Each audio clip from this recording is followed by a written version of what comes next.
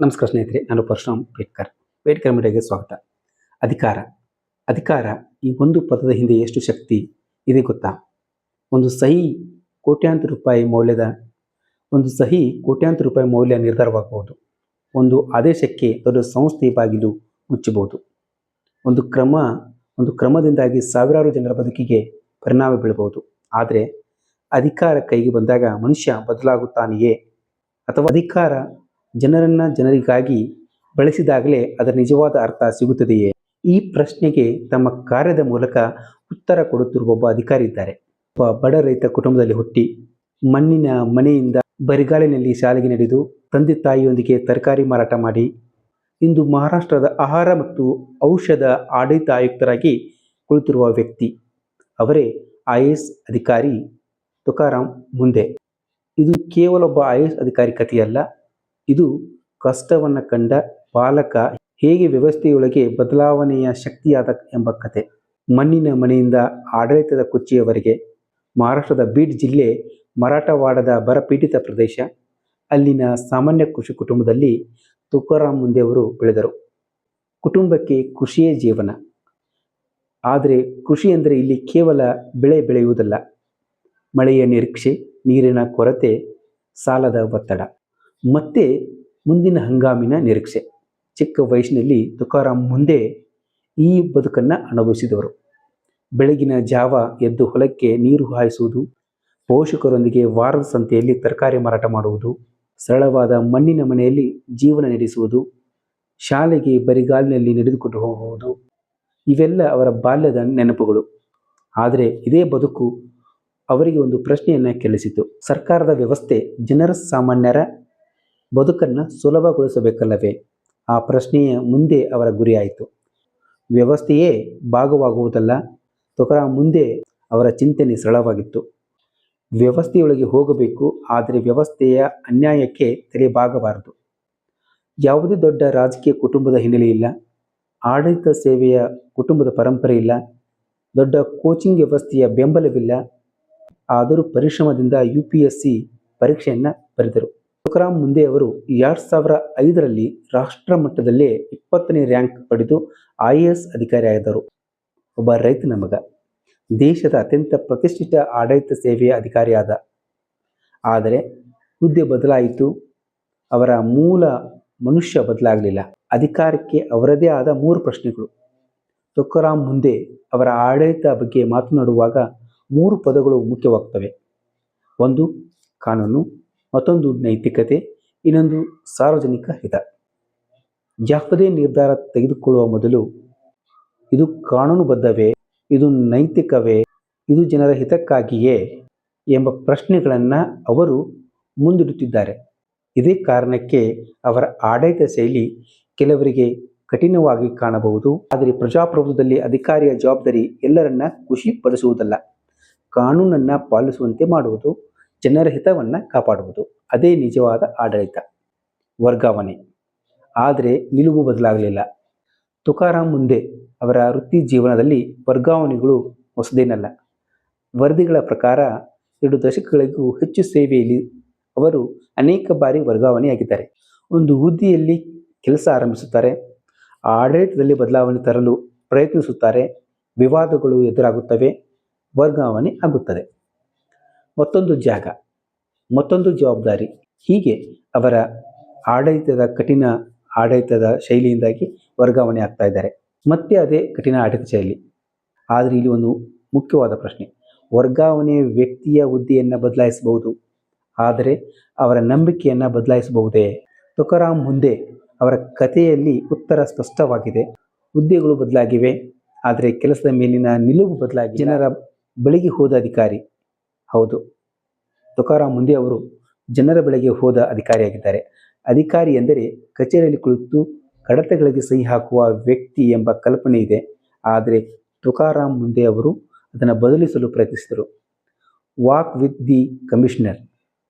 ಜನರೊಂದಿಗೆ ವಾಕ್. ಜನರ ಸಮಸ್ಯೆಗಳನ್ನು ನೇರವಾಗಿ ಕೇಳುವುದು, ಕಚೇರಿ ಬಾಗಿಲು ದಾಟಿ ಜನರ ಬಳಿಗೆ ಹೋಗುವುದು. ಜನರ ಸಮಸ್ಯೆಗಳನ್ನು ತಿಳಿಯಬೇಕಾದರೆ ಜನರ ನಡುವೆ ಹೋಗಬೇಕು ಎಂಬ ಉದ್ದೇಶ ಅವರದ್ದು. ಇದು ಕೇವಲ ಒಂದು ಕಾರ್ಯಕ್ರಮವಾಗಿರಲಿಲ್ಲ, ಅದು ಅವರ ಆಡಳಿತದ ಸಂದೇಶವಾಗಿತ್ತು. ಅಧಿಕಾರಿ ಜನರಿಗಿಂತ ಮೇಲಲ್ಲ, ಜನರಿಗಾಗಿ ಕೆಲಸ ಮಾಡುವವನು ಎಂಬುದನ್ನು ತಿಳಿಸಿಕೊಟ್ಟು. ಕಠಿಣತೆ ಏಕೆ ಬೇಕು ಅಧಿಕಾರದಲ್ಲಿ? ಇಲ್ಲಿ ಮತ್ತೊಂದು ಪ್ರಶ್ನೆ. ಒಬ್ಬ ಅಧಿಕಾರಿ ಕಠಿಣವಾಗಿರಬೇಕೇ? ಹೌದು. ಆದರೆ ಯಾರ ಮೇಲೆ ಅನ್ನೋ ಒಂದು ಪ್ರಶ್ನೆ ಕಾಡುತ್ತದೆ. ಬಡವನ ಮೇಲೆ ಅಲ್ಲ, ಸಾಮಾನ್ಯ ನಾಗರಿಕನ ಮೇಲೂ ಅಲ್ಲ, ಸಾಮಾನ್ಯ ನಾಗರಿಕನ ಮೇಲೂ ಅಲ್ಲ, ಕಾನೂನಿನ ಉಲ್ಲಂಘನೆ ಮೇಲೆ ಕಠಿಣವಾಗಬೇಕು. ಸಾರ್ವಜನಿಕರ ಆರೋಗ್ಯದೊಂದಿಗೆ ಆಟವಾಡುವವರ ಮೇಲೆ ಕಠಿಣವಾಗಬೇಕು. ಸರ್ಕಾರದ ನಿಯಮಗಳನ್ನು ಉಲ್ಲಂಘಿಸುವವರಿಗೆ ಕಠಿಣವಾಗಬೇಕು. ಜನರ ನಂಬಿಕೆಯನ್ನು ದುರುಪಯೋಗ ಪಡಿಸಿಕೊಳ್ಳುವವರ ವಿರುದ್ಧ ಕಠಿಣವಾಗಬೇಕು. ಇದೇ ಕಾರಣಕ್ಕೆ ತುಕಾರಾಮ್ ಮುಂದೆ ಅವರ ಆಡಳಿತ ಶೈಲಿ ಮತ್ತೆ ಮತ್ತೆ ಚರ್ಚೆಗೆ ಬರುತ್ತದೆ. ಈಗ FDA ಹೊಸ ಅಧ್ಯಾಯವನ್ನು ಆರಂಭಿಸಿದ್ದಾರೆ. ಇದು ತುಕಾರಾಮ್ ಮುಂದೆ ಮಹಾರಾಷ್ಟ್ರದ food and drug administration FDA ಆಯುಕ್ತರಾಗಿದ್ದಾರೆ. ಅವರ ಮುಂದೆ ಇರುವ ಜವಾಬ್ದಾರಿ ದೊಡ್ಡದು. ನಾವು ಪ್ರತಿದಿನ ತಿನ್ನುವ ಆಹಾರ ಸುರಕ್ಷಿತವಾಗಿದೆಯೇ? ಔಷಧ ಗುಣಮಟ್ಟವಾಗಿದೆಯೇ? ಹೋಟೆಲ್ಗಳಲ್ಲಿ ಸ್ವಚ್ಛತೆ ಇದೆಯೇ? ಆಹಾರದ ಕಲಬೆರಕೆ ನಡೆಯುತ್ತಿದೆಯೇ? ಜನರ ಆರೋಗ್ಯಕ್ಕೆ ಅಪಾಯ ಉಂಟು ಮಾಡುವ ಉತ್ಪನ್ನಗಳ ವಿರುದ್ಧ ಕ್ರಮವಾಗುತ್ತಿದೆಯೇ? FDA ಜವಾಬ್ದಾರಿ ಭಾಗ. ಅಂತ ಜವಾಬ್ದಾರಿಯ ಸ್ಥಾನದಲ್ಲಿ ತುಕಾರಾಮ್ ಮುಂದೆ ಅವರ ಕಾರ್ಯವೈಖರಿ ಈಗ ಎಲ್ಲರ ಗಮನ ಸೆಳೆಯುತ್ತಿದೆ.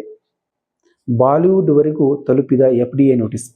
ಹೌದು, ಇತ್ತೀಚಿನ ಬೆಳವಣಿಗೆಯಲ್ಲಿ ಬಾಲಿವುಡ್ ನಟರಾದ ಶಾರುಖ್ ಖಾನ್, ಅಜಯ್ ದೇವಗನ್ ಮತ್ತು ಟೈಗರ್ ಶ್ರಾಫ್ ಅವರಿಗೆ ವಿಮಲ್ ಇಲಾಚಿ ಜಾಹೀರಾತು ವಿಚಾರವಾಗಿ ಮಹಾರಾಷ್ಟ್ರ FDA ಶೋಕಾಸ್ ನೋಟಿಸನ್ನು ನೀಡಿದೆ. FDAಯು ಈ ಜಾಹೀರಾತು ಶುಗರೇಟೆಡ್ ಅಡ್ವರ್ಟೈಸ್ಮೆಂಟ್ ಮೂಲಕ ವಿಮಲ್ ಪಾನ್ ಮಸಾಲ ಅಥವಾ ತಂಬಾಕು ಸಂಬಂಧಿತ ಉತ್ಪನ್ನಗಳ ಪ್ರಚಾರಕ್ಕೆ ಕಾರಣವಾಗುತ್ತಿದೆಯೇ ಎಂಬುದರ ಕುರಿತು ವಿವರಣೆಯನ್ನು ಕೇಳಿದೆ. ನಟರು 15 ದಿನಗಳೊಳಗಾಗಿ ತಮ್ಮ ಲಿಖಿತ ವಿವರಣೆಯನ್ನು ಸಲ್ಲಿಸಲು ಸೂಚಿಸಲಾಗಿದೆ. ಜಾಹೀರಾತಿನ ಒಪ್ಪಂದ, ಪ್ರಚಾರದ ವಿವರ, ಪಾವತಿ, ಜಾಹೀರಾತು ಸಂಸ್ಥೆಯ ಮಾಹಿತಿ, ಉತ್ಪನ್ನದ ಸ್ವತಂತ್ರ ಅಸ್ತಿತ್ವದ ಕುರಿತು ದಾಖಲೆಗಳಲ್ಲಿ ಸಲ್ಲಿಸುವಂತೆ FDA ಕೇಳಿದೆ. ಆದರೆ ಇಲ್ಲಿ ಒಂದು ವಿಷಯ ಮರೆಯಬಾರದು. ಇದು ಶೋಕಾಸ್ ನೋಟಿಸ್ ಅಂದರೆ ನಟರು ತಪ್ಪಿತಸ್ಥರು ಎಂದು ಅಂತಿಮವಾಗಿ ತೀರ್ಮಾನವಾಗಿದೆ ಎಂದು ಅರ್ಥವಲ್ಲ. ಅವರಿಂದ ವಿವರಣೆ ಕೇಳಿದೆ. ಮುಂದಿನ ಕಾನೂನು ಕ್ರಮ ಅವರ ಉತ್ತರ ಮತ್ತು ತನಿಖೆಯ ಆಧಾರದ ಮೇಲೆ ನಿರ್ಧಾರವಾಗಬಹುದು.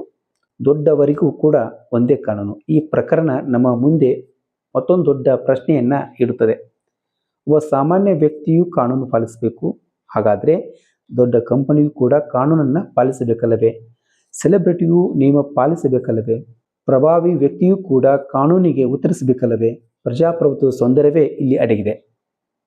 ಕಾನೂನಿನ ಮುಂದೆ ವ್ಯಕ್ತಿಯ ಖ್ಯಾತಿಗಿಂತ ನಿಯಮ ದೊಡ್ಡದು ಅನ್ನೋದು ಎಲ್ಲರಿಗೂ ತಿಳಿದ ವಿಷಯ. ಅದೇ ಕಾರಣಕ್ಕೆ FDA ಈ ಕ್ರಮ ಚರ್ಚೆಗೆ ಬಂದಿದೆ. ತುಕಾರಾಮ್ ಮುಂದೆ ಅವರ ಕತೆ ನಿಜವಾದ ಪ್ರೇರಣೆಯಾಗಿದೆ. ತುಕಾರಾಮ್ ಮುಂದೆ ಅವರ ಕಥೆಯಲ್ಲಿ ನಮಗೆ ಕೇವಲ IAS ಕಾಣಬಾರದು. ಒಬ್ಬ ಸಾಮಾನ್ಯ ರೈತ ಮಗನನ್ನು ನೋಡಬೇಕು. ಕಷ್ಟದಿಂದ ಬಂದ ವ್ಯಕ್ತಿಯನ್ನು ನೋಡಬೇಕು. ವ್ಯವಸ್ಥೆ ಸಮಸ್ಯೆಗಳನ್ನು ಬಾಲ್ಯದಲ್ಲಿ ಕಂಡಂಥ ವ್ಯಕ್ತಿಯನ್ನು ನಾವು ಕಾಣಬೇಕಾಗಿದೆ. ಆ ಸಮಸ್ಯೆಗಳಿಗೆ ಹೊರಗಿನಿಂದ ಟೀಕೆ ಮಾಡುವ ಬದಲು ವ್ಯವಸ್ಥೆಯೊಳಗೆ ಹೋಗಿ ಬದಲಾವಣೆ ತರಲು ಪ್ರಯತ್ನಿಸಿದ ವ್ಯಕ್ತಿಯನ್ನು ನಾವು ಕಾಣಬೇಕಾಗಿದೆ. ಅವರ ಜೀವನ ನಮಗೆ ಒಂದು ಪಾಠ ಹೇಳುತ್ತದೆ. ಅಧಿಕಾರ ದೊಡ್ಡದಲ್ಲ, ಅದನ್ನು ಹೇಗೆ ಬಳಸುತ್ತೇವೆ ಎಂಬುದೇ ದೊಡ್ಡದು. ಹುದ್ದೆ ದೊಡ್ಡದಲ್ಲ, ಹುದ್ದೆಯಿಂದ ಜನರಿಗೆ ಏನು ಸಿಕ್ಕಿತು ಎಂಬುದೇ ದೊಡ್ಡದು. ವರ್ಗಾವಣೆ ದೊಡ್ಡದಲ್ಲ, ವರ್ಗಾವಣೆ ನಂತರವೂ ನಿಲುವು ಉಳಿಸಿಕೊಂಡಿದ್ದೇವೆಯೇ ಎಂಬುದು ದೊಡ್ಡದು. ಕೊನೆ ಮಾತು, ಒಬ್ಬ ವ್ಯಕ್ತಿಯ ಜೀವನವನ್ನು ನಾವು ಯಾಕೆ ತಿಳಿದುಕೊಳ್ಬೇಕು ಅನ್ನುವ ಪ್ರಶ್ನೆ. ಅವರ ಹುದ್ದೆಗಾಗಿ ಅಲ್ಲ, ಅವರಿಂದ ಕಲಿಯಲು. ತುಕಾರಾಮ್ ಮುಂದೆ ಅವರ ಕಥೆಯಿಂದ ನಾವು ಕಲಿಯಬೇಕಾದದ್ದು ಕಷ್ಟ ಬಂದಾಗ ಕುಗ್ಗಬಾರದು, ಅಧಿಕಾರ ಬಂದಾಗ ಅಹಂಕಾರ ಪಡಬಾರದು, ಕಾನೂನಿನ ಮುಂದೆ ತಾರತಮ್ಯ ಮಾಡಬಾರದು, ಜನರಿಗಾಗಿ ಸಿಕ್ಕಂಥ ಅವಕಾಶವನ್ನು ಜನರಿಗೆ ಮರಳಿ ಕೊಡಬೇಕು. ಒಬ್ಬ ರೈತನ ಮಗ ಇಂದು ಸಾವಿರಾರು ಕೋಟಿ ಮೌಲ್ಯದ ಆಡಳಿತ ವ್ಯವಸ್ಥೆಯ ಜವಾಬ್ದಾರಿ ಹೊತ್ತಿದ್ದಾರೆ. ಅದು ಅವರ ವೈಯಕ್ತಿಕ ಯಶಸ್ಸು ಮಾತ್ರವಲ್ಲ, ಸಾಮಾನ್ಯ ಕುಟುಂಬದ ಒಬ್ಬ ಮಗನೂ ದೊಡ್ಡ ಕನಸು ಕಾಣಬಹುದು ಎಂಬ ಸಂದೇಶ ಈ ಒಂದು ಕಥೆಯಿಂದ ಕಾಣುತ್ತೇವೆ. ಮತ್ತು ಅಧಿಕಾರ ಕೈಗೆ ಬಂದಾಗ ಸಮಾಜಕ್ಕೆ ಮರಳಿ ಕೊಡುವುದು ನಿಜವಾದ ಸೇವೆ ಎಂಬುದು ಈ ಒಂದು ಕಥೆಯ ಸಂದೇಶ. ಇದು ತುಕಾರಾಮ್ ಮುಂದೆ ಒಬ್ಬ IAS ಅಧಿಕಾರಿ ಮಾತ್ರವಲ್ಲ, ಅಧಿಕಾರವನ್ನು ಪ್ರಶ್ನಿಸುವ, ಅಧಿಕಾರವನ್ನು ಬಳಸುವ ಮತ್ತು ಅಧಿಕಾರದ ಅರ್ಥವನ್ನು ನೆನಪಿಸುವ ಒಂದು ಆಡಳಿತದ ಶೈಲಿಯನ್ನು ತೋರಿಸಿಕೊಟ್ಟಿದ್ದಾರೆ. ಇಂಥ ವ್ಯಕ್ತಿ ವಿಶೇಷಗಳು, ಸಮಾಜಕ್ಕೆ ಪ್ರೇರಣೆ ನೀಡುವ ಕಥೆಗಳು ಮತ್ತು ಜನರ ಬದುಕಿಗೆ ಸಂಬಂಧಿಸಿದ ನೈಜ ವಿಷಯಗಳಿಗಾಗಿ ಪೇಟ್ಕರಿ ಮೀಡಿಯಾ ಯೂಟ್ಯೂಬ್ ಚಾನಲ್ನ ಸಬ್ಸ್ಕ್ರೈಬ್ ಮಾಡಿ, ಪ್ರೋತ್ಸಾಹಿಸಿ, ಬೆಂಬಲಿಸಿ. ಮತ್ತೊಂದು ವ್ಯಕ್ತಿಯ ಬದುಕಿನ ಒಳನೋಟದೊಂದಿಗೆ ಮತ್ತೆ ಭೇಟಿಯಾಗೋಣ. ನಮಸ್ಕಾರ.